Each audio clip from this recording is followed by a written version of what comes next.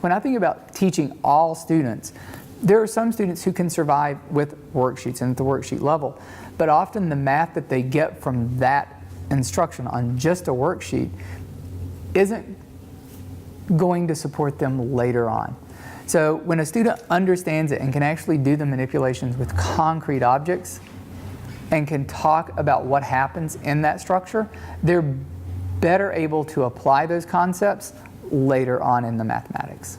When we're looking at, I guess we'll call it old school worksheets, you are looking at rote skills. You're looking at skills that are learned and then just regurgitated throughout the page. So you're coming home with 20 problems that are a similar skill set, and if the student has it, they're great. If the student doesn't have it, then it's a painful night.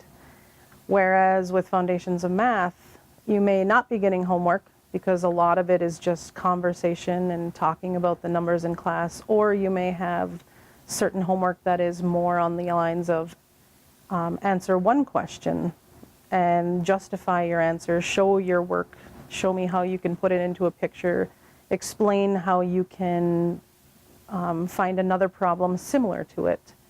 And so it's may still be homework, but on a different level and a more in-depth look at what your child actually knows.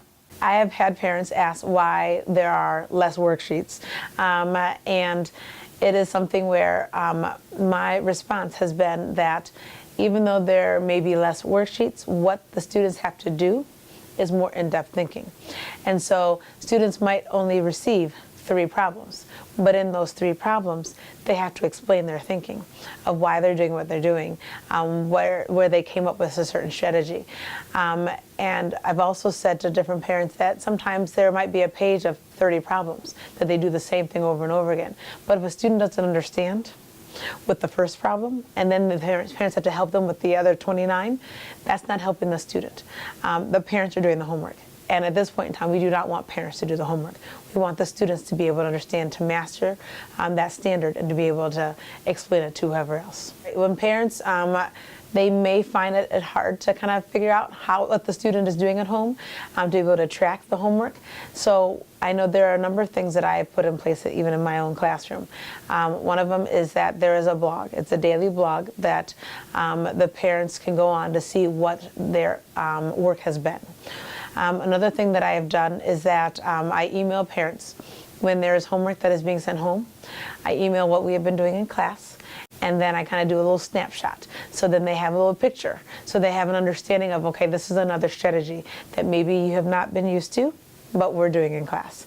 And so there are also monthly newsletters that are home, that are sent home that kind of outlines exactly what we are doing in Math 2.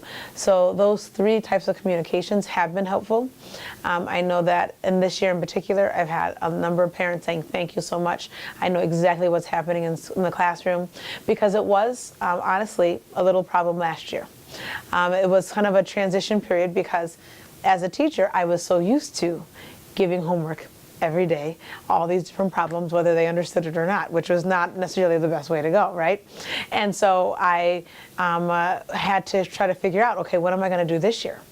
And so there was the blog, there was the newsletter, but I think some parents were still like, oh my gosh, okay, I'm still a little unsure of the strategies.